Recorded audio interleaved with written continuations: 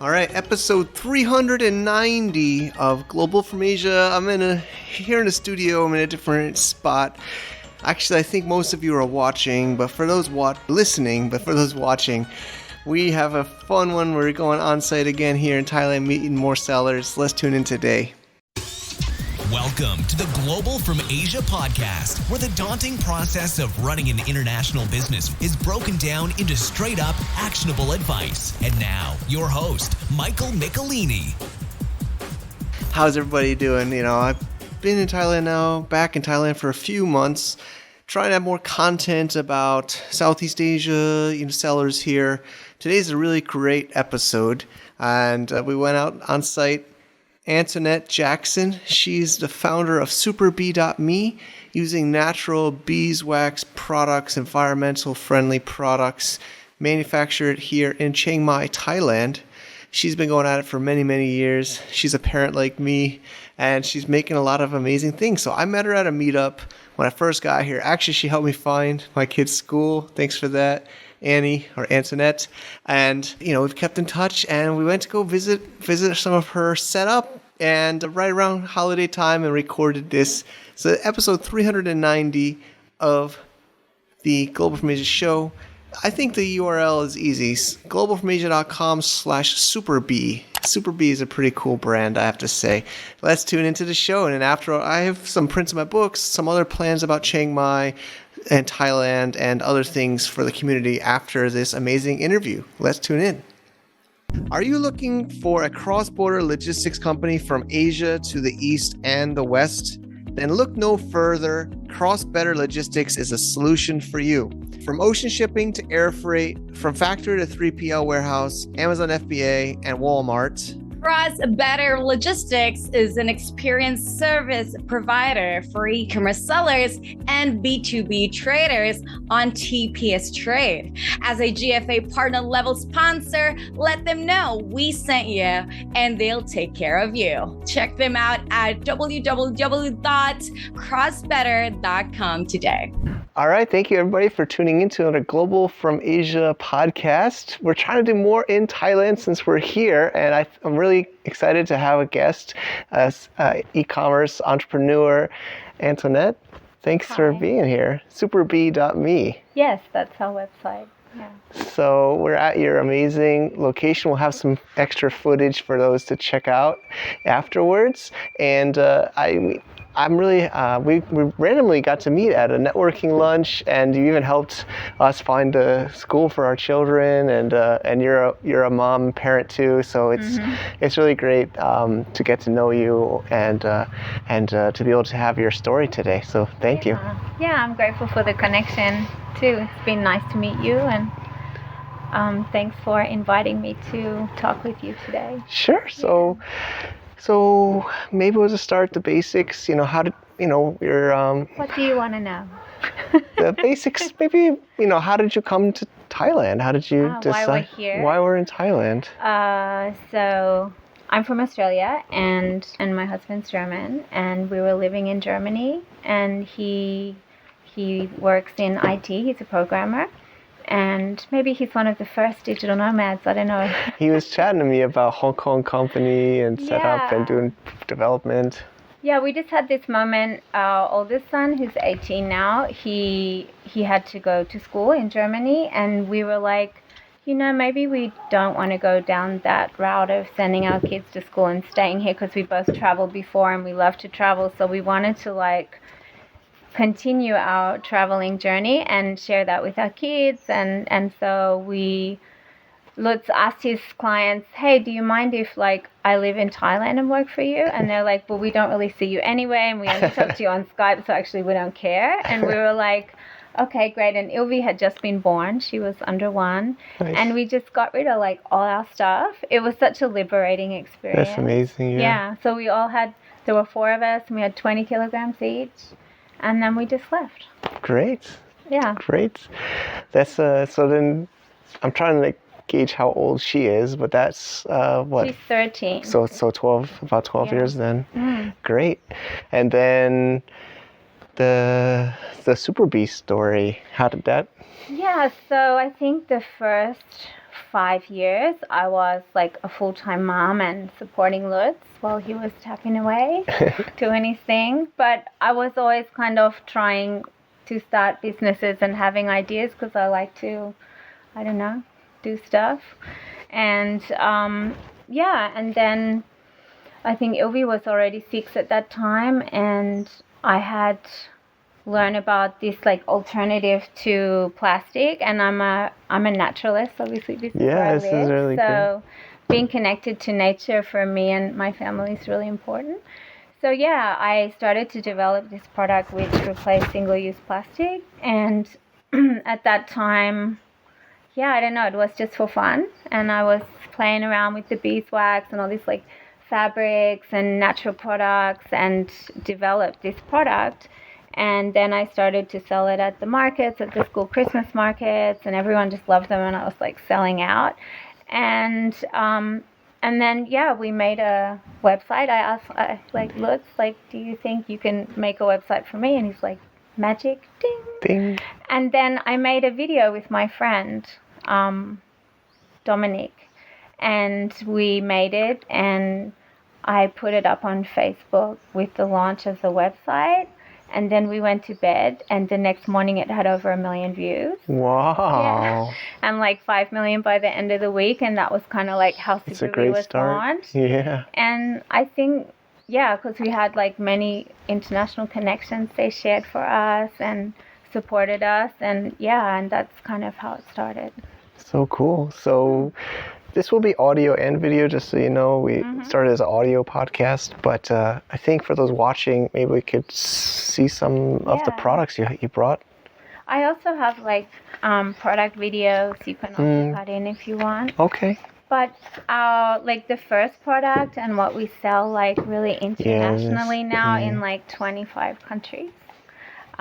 It's like normally in America you call like saran wrap.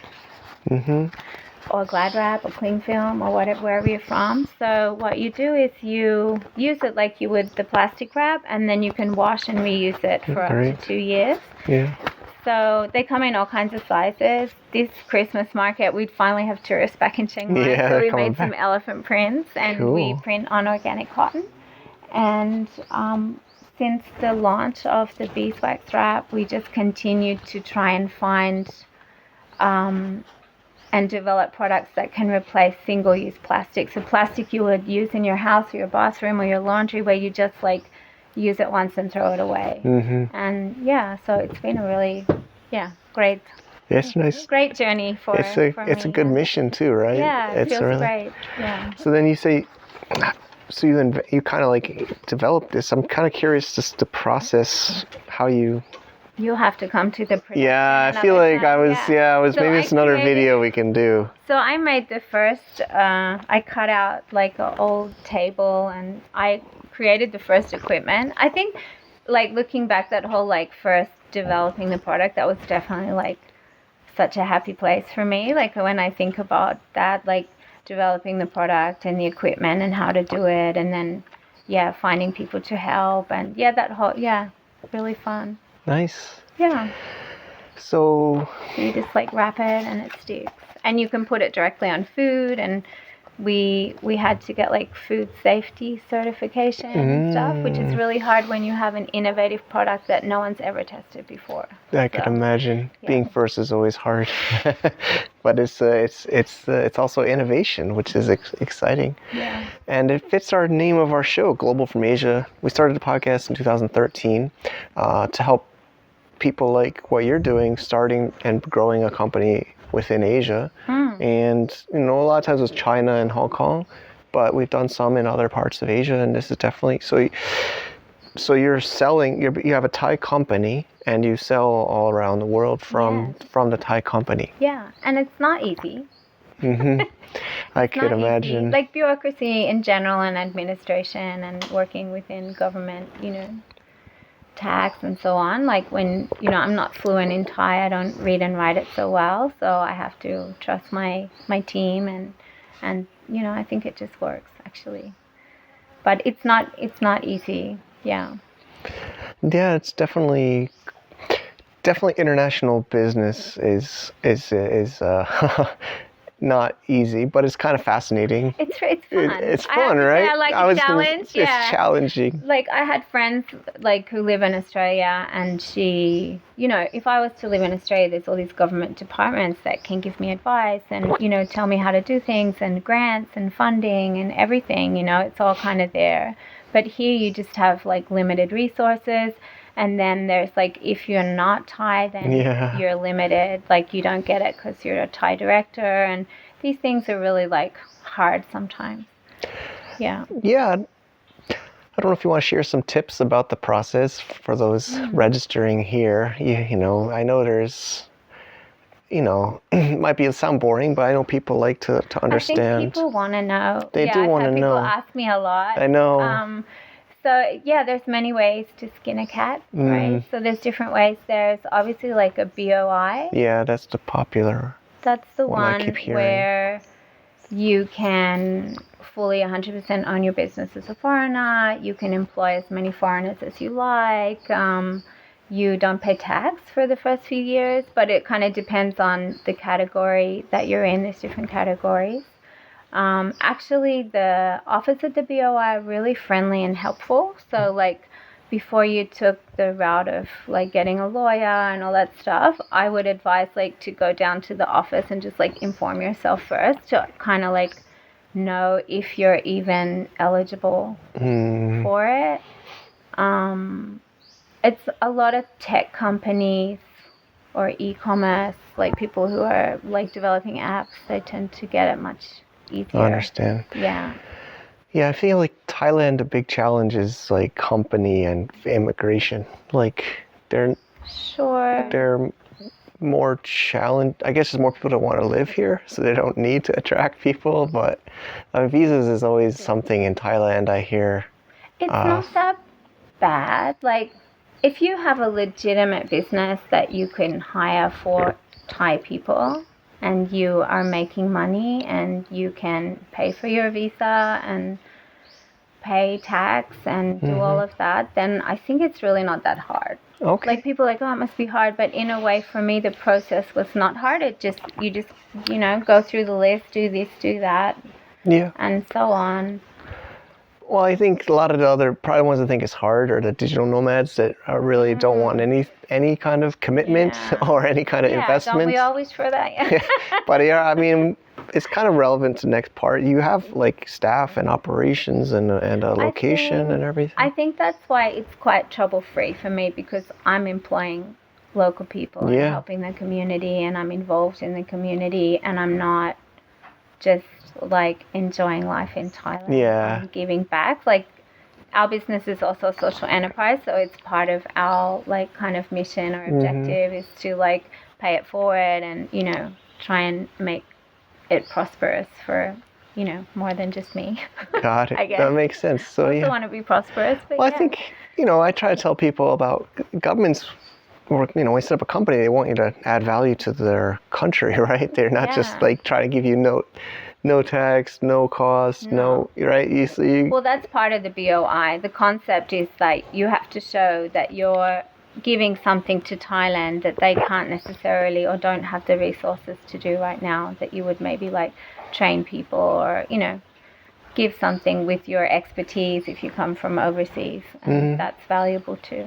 Yeah. Okay, so what were some of the hardships that you overcame? I mean, you're a mom, you're living overseas, you're starting your business, or it was pretty straightforward. I guess you had a good launch with the video. Yeah, the launch was really good, and I think we were flowing quite nicely up until maybe COVID hit. Yeah, that was kind of tough for us, but I think it was a good opportunity. I think it had been too easy for me the first few years, so I had to like put my big girl pants on and really like look hard at the business and look at profitability and what we really needed to do, and yeah, I think it was a great experience in the end. Great learning experience. Yeah. I mean, I know COVID was hard, but I guess, you're mentioning about retail, so you're selling also locally? Yeah, I so mean, we're for not local, just in but e-commerce. you're doing. I know you're doing multiple channels and everything. That's a lot. So Yeah, like our biggest customer pre-COVID was like European retail stores, like homewares and giftwares and airport shops and all these things kind of closed down at that time. yeah, Although we were on Amazon and everything, so that just kind of kept us running. But it was just interesting to have to pivot and kind of cull some products, and we also had to let go of people, which was really, really yeah, hard. that's hard. Yeah, Yeah, that's that hard. was quite tough.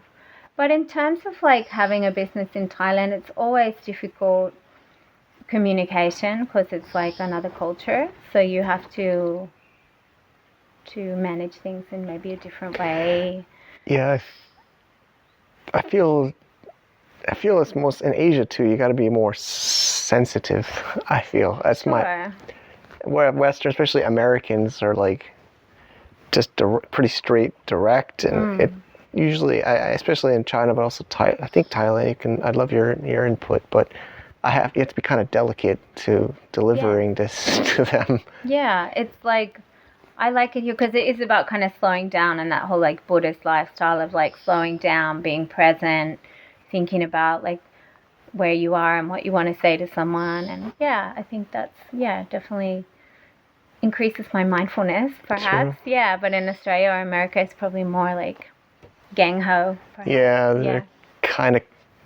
I kind of like. I've been here so long. My friends in the West say I've become more Asian or like less direct. You know, like I kind of have. I kind of like More polite. Maybe it's polite. I like it more. I feel like some Western friends of mine are so aggressive and direct. You know. Yeah. But it's a nice lifestyle. We do have some problems here. Like, for example, during COVID, it wasn't just COVID, it was because we extended our range of products. So during COVID, I also launched about like 10 new products, which is probably not so smart, but somehow I pulled it off and we survived. But we wanted to get like a loan from the bank, for example. And our numbers were still good.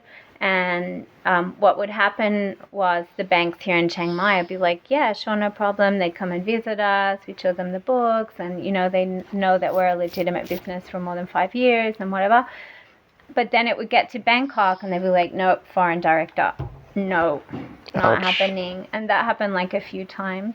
And yeah, it's really disheartening because like Lutz and I, like my husband, we run the business together. He's the IT guy still. Great. And yeah, it's frustrating because we try to do everything we can to do things right here. And we've lived here for 12 years. So, you know, yeah, but it's just how it is. And in the end, we found a bank. It's called Exim Bank, if anyone wants to know. Thanks. It's only for like export and import, and you need a PO. Yeah, purchase orders. To get it, but still, they gave us credit now, and it just Great. yeah, it's really amazing. Nice. I brought them lots of gifts. Yeah, like that's great to know. Because even like my life, yeah. Yeah, I think that's one of the hardships in Asia, especially as West. I guess probably any foreigner outside their home country. But in the U.S., there's so easy credit. I think even non-Americans in the U.S. can get credit fairly easily. Don't they give them to babies there? Yeah. You're born, like, here you go. Here's a credit card. Here's a loan. Sorry. It is kind of, that is some troubles. It's almost too easy. But I know Amazon sellers too, like they can get financing pretty easily if they're a U.S. company. Yeah, but here you can't even get like a credit card. So we have like kind of credit cards, but they're debit cards. You have to put money on them to use them. Yeah. And you know, if you said to your friends back at home, I can't have a credit card for my business to run my business, it'd be just insane, wouldn't it? Yeah. It's true. Everybody gets, but it kind of makes you can't grow as fast, but it makes you a little bit more conservative. We're debt free. Yeah, debt-free is the way. And that's amazing. So I'm grateful in a way, sure, but it's still nice to have it, and you need that kind of backup sometimes depending on orders. So here it works like if you would just go and buy like a TV and a car, or like don't pay cash, like always go on credit. You have to like show that you can pay off credit a lot, and then you can get like a credit card for 2 million baht. Oh. But I don't need anything. Yeah, I mostly still operate through Hong Kong, but I have one credit card there, but I'm starting to use a debit card just because and I have funds.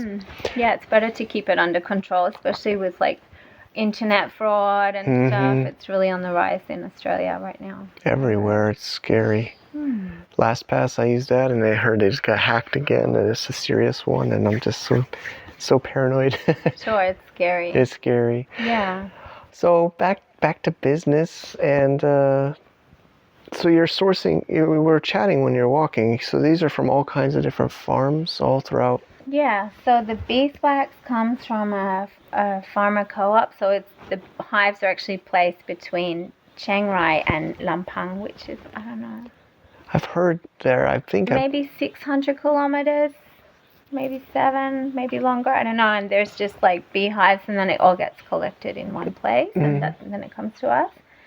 And the cotton we imported from India in the beginning, and then we found a Thai supplier, which was great for a while. Nice. But COVID killed them, so now we're importing from India again, which has its own challenges. But it's great cotton, and in the end I think most of the cotton, the best quality, comes from there, and it's still within Asia, so we have a really tight supply chain because everything's coming pretty much locally. Yeah, I like it. Yeah, and we make everything here, and then we're shipping overseas, so we try to keep our carbon footprint also really low from having like local supply chain. And yeah, we don't have supply issues. That's nice to hear. Right? And nothing from China, it seems. I was waiting to hear China. We do. We have like these bamboo cups. Okay.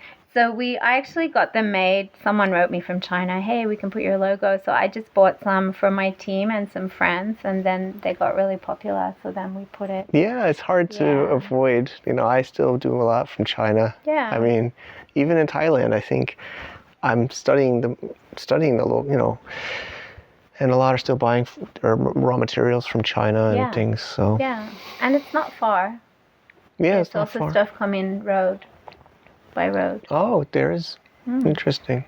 That's good to know. Yeah, there's some sneaky COVID road transporters. Learning. Maybe cut that bit out. I don't know.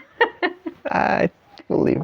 Let's keep it interesting. Yeah, it is interesting. Yeah, we have a guy if you need one. Awesome. Awesome. Okay, that's great. And let me think. So the hardships, I guess we talked about the company setup, and you're hiring a lot local. Company limited is a different. So we have a Thai company limited. We're not a BOI. Oh, you're not? Okay. Yeah. So we have Thai shareholders. Mm-hmm. Yeah. Interesting. I don't know if you want to give some pros, cons, or tips, or. Okay, so it's like this. The law says that a foreigner can only own 49% of a company limited. But of course, there's ways around that. So a lot of law firms will, I don't even know what that's called legally. Are they like silent shareholders? Yeah, I've heard. We've talked to this. Yeah, so people can the law firms will provide you with these silent shareholders who sign like a non-disclaimer or something that says actually like the shares belong to you and so on. It's a little bit strange. You just have to be like, Yeah, it's Asia. Yeah. I chose to ask 2 very close friends to help me out. Oh, that's good. That's great. And in return, I share dividend with them. Great. At the end of the financial year. And just to let it be known that I'm glad I didn't have some random people who I don't know, because if you changed law firm, let's say you don't like them anymore, they will have that connection and not you. And I very, very regularly, especially with Amazon, I need my shareholders. Yeah, I think. I was telling you we're having this issue. One of my documentation. shareholders let her passport expire. So you need to have actually Thai shareholders. I think people that are close to you that won't mind running to the bank to sign something on a Tuesday afternoon or send you passport copies, or they have to do like a credit check, for example, for the loan and things. So you definitely, for me personally, I think it's just nicer to know my shareholders. Yeah. And but I know maybe other people, they don't.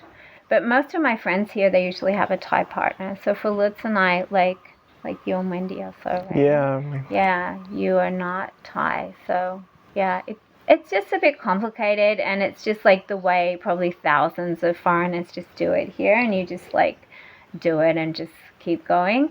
Obviously, if you want to sell your business, I think it gets a bit tricky. I'm not sure. Yeah, I know well, it gets done, and I don't know. I mean, there's two ways. There's two ways of selling a business. One is selling the full company, and the other is selling the assets.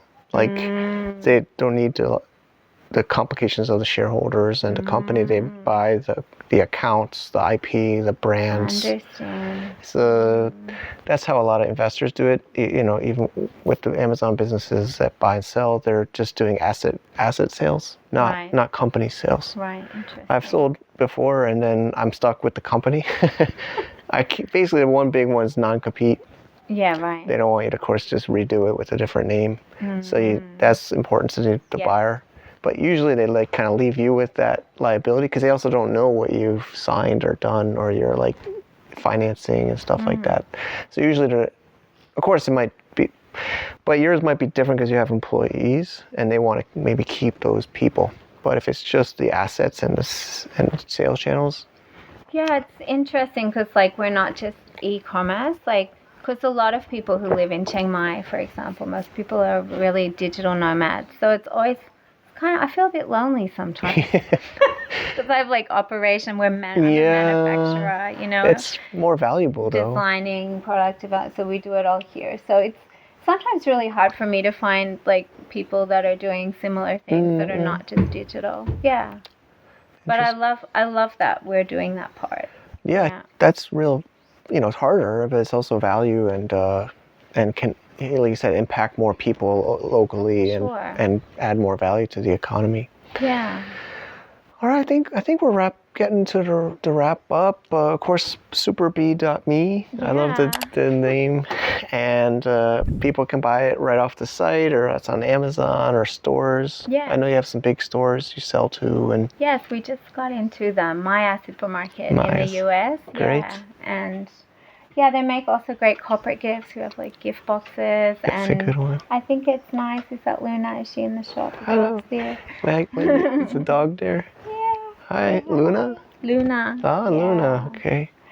Yeah, I think it's nice just in general to think about where products come from and, waste and, what we're doing for the planet. Great. Yeah. Thanks, Annie. Thanks. Really a pleasure. Thanks for having us here. It's really an amazing place, and wish you all the best in the growth of the company. Thank you. Okay. Thank you. Thank you. And thank you to our sponsor, our returning sponsor, Mercury.com, online bank. Well, it's a real bank, but you can do it totally online for US. Our Blimp program participants are going through this as well. Thank you, Mercury. Travis is great there. He's been on our shows, been in our events. We're going to have another event where we will have them attending as well. And if you want to get a little bonus for you and us, if you sign up and do some special circumstances, you can go to globalfromasia.com/Mercury. I also have a video tutorial that we use even for the Blimp people. I use the same exact video to learn how to use it. I hope you can check it out. Totally free. Why not? See you there. Thank you, Annie. That was fun. I took the kids. Wendy went with me. We did a recording. We had some catch up. Saw some of her setup there. Really cool. Really, really nice. I learned a few things. I hope you learned some few things. Thanks, Annie, for sharing. And we hope to get her more involved in what's happening here in Thailand. Also, the borders of China are opening. I think when this show goes live, they will have just reopened. I'm seeing articles they're limiting 50 or 60,000 people per day, but I feel like things are getting back to normal. I think 2023 is kind of getting, it only took 3 years of COVID, but I think maybe China, Asia, the world will be reopening. We got a meetup planned here in Chiang Mai at Hub 53 like old times. If you're in this area, you want to meet up, Saturday afternoon, January 28th at Hub 53, 2 p.m. to 4 p.m. I'll be there with one of the founders of Hub 53. She's really great. We met up. We'll talk about Amazon and e-commerce and other things. It'll be a free one. Just get people together that are here. In a couple weeks from now, save the date. or check it out at events.globalfromasia.com. Also, I got my book here. I haven't talked about her too much, but Snook on the team is working with us. Dawn introduced us. She's great. She's working here with us in Thailand. She's a local Thai. And she helped me get these books printed. They're pretty huge. These are my favorite book of the 4 I've written, Ecommerce Gladiator. But we also, of course, have China Startup, Hong Kong Supercharged, as well as Destination China. So, going to print those out too for the events and for the meetups. Also going hard into Cross Border Summit for November. Still got to pick a date. I think we got the venue. Been talking to some people about speaking already. Got to get that going. We're printing out X banners, printing out signs. You can see my backdrop. Trying to get things back to normal. Trying to reignite things. If you're interested in getting more involved with the community, would love to do that. We also have our GFA VIP online mastermind every month. Things are rolling. Things are pushing. I mean, if anything, I've been working my butt off harder than ever. So I just really am excited to get into the 2023. This is the first show of the year. I'm going to try to get to China. Friends are already trying to re-invite me back. Of course, I have a lot of great business and friends there. I'm just excited to get the world back to normal. Hope you are too. Let's just keep on working hard, doing our best, trying to have some fun and make some connections. What do you think of my new setup here? I kind of had to move some things around for this recording, got the GFA backdrop, but I know a lot of you just listen. Actually some new potential guests on the show are listeners for a long time. And, I think they're on Podbean, there's on Spotify, they're on iTunes, they're on WeChat, or on Avalanche or something like that. There's everywhere. So wherever you're listening or watching, I hope you enjoy this show. Trying to keep the show engaging and fun and educational and unique. Thank you so much, but keep November in your mind for Cross Border Summit here in Thailand. I'm most likely Chiang Mai, I think. I want to stick it around here. Thanks for watching or listening. See y'all later. Bye-bye. To get more info about running an international business, please visit our website at www.globalfromasia.com. That's www.globalfromasia.com. Also, be sure to subscribe to our iTunes feed. Thanks for tuning in.